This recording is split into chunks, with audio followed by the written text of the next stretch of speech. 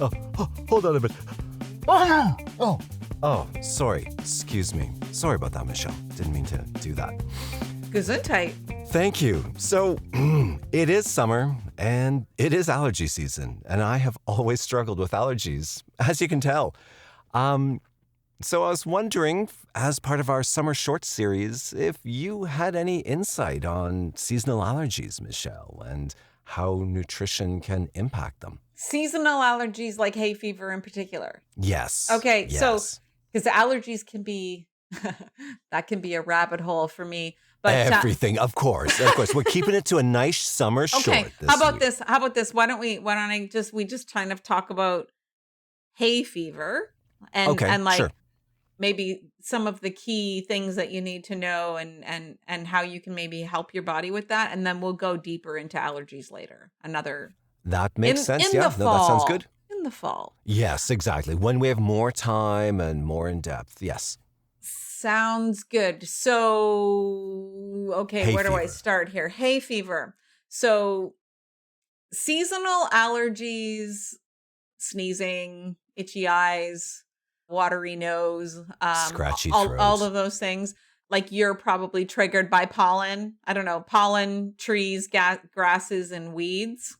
Yep. Right. And fun fact, in the tea world, people that have hay fever also usually have allergic reactions to chamomile. Oh, that's interesting. I've never liked chamomile all that much. I don't think I have an allergic reaction to it, but I just don't like it. So I wonder if that's my body saying you shouldn't be drinking Maybe, this. I don't know. And then there's different species of chamomile too. You might like one better than the other. Anyway, Anyway, I digress. As always, because tea has How dare you? Tea has my heart. Of course. So anyway, we're familiar with those environmental triggers. And Right. for the people that in particular that are sensitive. But here's the thing. Really what underlies every condition we now know is the gut microbiome to some extent. And I know I keep saying this over and over again. I keep repeating myself. I keep always bringing But this it's back to our true. gut. But it's true. And the amount of diversity in your gut has a direct relationship to the strength of our immune system. And hence it also has a direct relationship to our response to seasonal allergies. Okay. So by increasing our microbial diversity, we empower our immune system, and it's better able to discern between those exposures such as pollen particles as less harmless, as opposed to those that are potential threats where it launches more of an attack. Basically, an allergy is an immune response, right? So it's, right, exactly. Your body just thinks that this pollen is like somehow really super nasty, and it's like, hey, relax. And don't get good. mad at your body for trying to protect you. That's what it does. Exactly. I just right? would like a little less protection. Thank you very much. Yeah. So about having a more balanced gut, increasing that diversity, building up that microflora is going to help us in all the ways that we've already talked about, as well as help to, protect the body against, these types of allergic responses with more precision, if that makes sense. Yep. Right. And, one of the keys to that are the short chain fatty acids that those little beautiful little microbes will produce that have these very, powerful anti-inflammatory properties. But so one thing that's interesting though, is that we know, so that means not only increasing your leafy greens and like all of the colors of the rainbow, eating the rainbow on your plate and all of those things that we know of. I can point you to some, particularly potentially helpful foods for, this type of seasonal allergy in particular. Yeah. Please do. So we know that beta glucans are really, a very, powerful substance that we can find in certain foods. And there was this one study that did like a nasal provocation test with tree pollen. Okay. And they then siphoned off some of the mucus. Nice job for that, researcher. And those that had been taking beta glucans had lower levels of some inflammatory compounds, like the type that induce phlegm. Right. And then just based on that, this suggested that it might be helpful for people with hay fever. And then there was another randomized placebo-controlled double-blind study, which is, considered one of the gold standards of scientific study, of research. And they compared the effects of daily supplementation of beta-glucan for about a month. And what they used was a teaspoonful of nutritional yeast worth of beta-glucans versus that we talked about the last placebo. episode. Yeah, there we go. See what I did there? So I'm impressed. And anyway, so they found that this had a beneficial effect on the physical and the physiological health of the subjects. And they self-described, whether they had moderate ragweed suffering or, severe or whatever.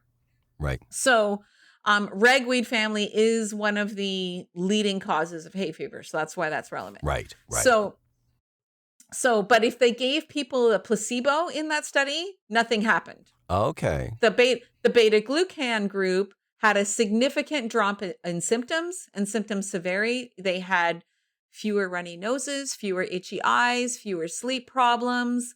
And that translates into less tension, less depression, less anger, less fatigue. I'm going to go take me some nutritional yeast. More vigor. Yeah. Quick. So or some Marmite. Yeah. So like all of this from a single teaspoon of nutritional yeast, which costs. Wow. So we talked in that episode. I think that people can see the bag of nutritional yeast and have a little bit of sticker shock. We're talking about 5 cents worth. A little bit. Yeah, exactly. Right. Cool. Are there other nutrients or foods that can help? Yeah. So then I looked up, we know nutritional yeast is high in beta-glucan. What else is high in beta-glucan? And beta-glucans are also found in a lot of grains, in oats, in barley, in rye, in sorghum, in maize, and mushrooms. So here, mushrooms in Dr. Greger's How Not to Die. So it's his book of, scientifically cited links between diet and disease. Mushrooms may be a really effective way to boost the part of the immune system that fights infection while also downregulating the part of the immune system that causes chronic levels of inflammation and all of those annoying symptoms. So that's why these are special. Right. So thousands of edible mushrooms grow naturally with worldwide annual commercial production in the millions of tons. And they're not very expensive. Right.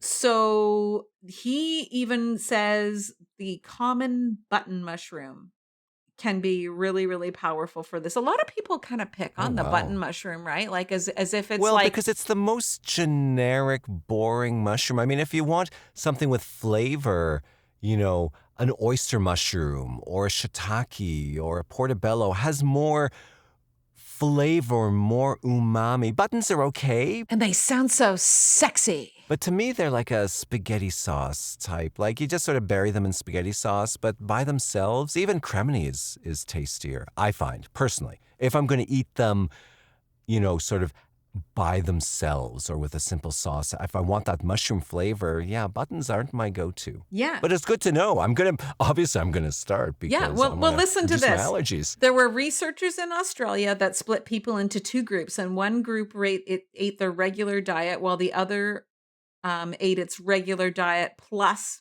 1 cup of cooked white button mushrooms every day. Okay. And after just 1 week, the mushroom eaters showed a 50% boost in their IgA levels in their saliva. So that's the levels of your of those immunity cells, right? Okay. These antibody levels remained elevated for about a week before they started to drop. So not only did they help to increase your anti-inflammatory, your immune boosting function, it had sustained benefits. It lasted a while. Yeah. Okay. Interesting. Yeah, yeah. So if you make mushrooms part of your steady diet during this season, and then in addition to increasing the colors on your plate, that's going to go a long way. And then I would also say Right. staying hydrated, Of course. because when you're leaking all over the place, you need to. And I've been leaking a lot these last few months. Well, and so, me yes, too. No, I'm aware. Plus, I think you were right, and you said this to me before. I do think that there are, maybe with we didn't really have a winter the same way, and I think we've just got elevated pollen levels and things. I think so. Yeah. I think so. And I have heard that just generally pollen levels are increasing year over year. And part of that is like cities are apparently planting more male trees because female trees are messier, but male trees create the pollen. Hey! No, hey, I'm talking about trees here, okay? I'm talking trees. I'm offended. No, but apparently female like, in trees the can do city, everything a male tree can do.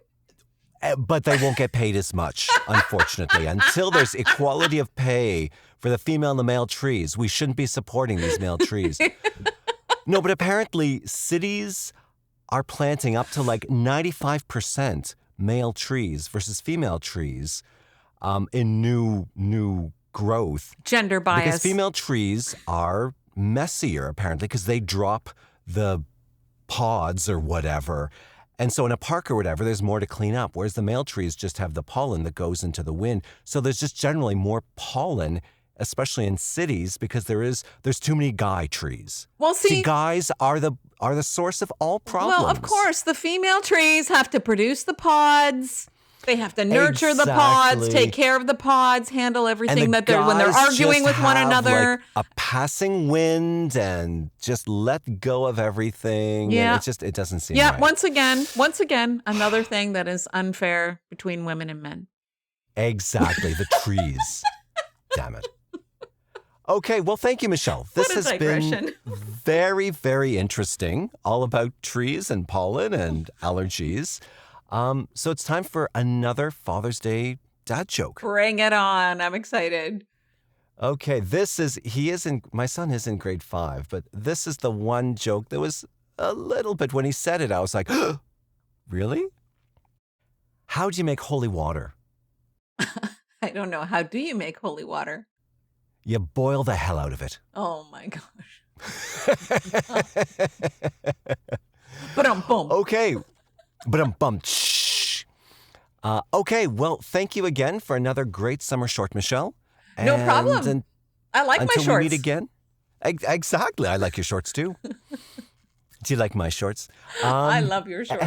That's so weird. That's so weird. Edit that out. That is very weird. We're editing that out. And until we meet again, eat your greens. And be real, everyone. Yeah, be real, everyone.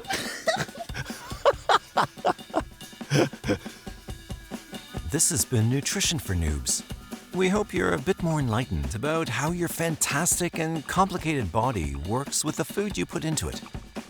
If you have a question or a topic you'd like Michelle to discuss, drop us a line at n4noobs@gmail.com. That's the letter N, the number 4, NOOBS@gmail.com. If you haven't already, you can subscribe to the podcast on whatever your favorite platform might be. Also, please consider leaving a review or telling your friends. That's the best way to spread the word. We'll see you next time with another interesting topic. The views and opinions expressed on Nutrition for Noobs are those of the hosts. It is not intended to be a substitute for medical, nutritional, or health advice. Listeners should seek a personal consultation with a qualified practitioner if they have any concerns, or before commencing any actions mentioned in the podcast.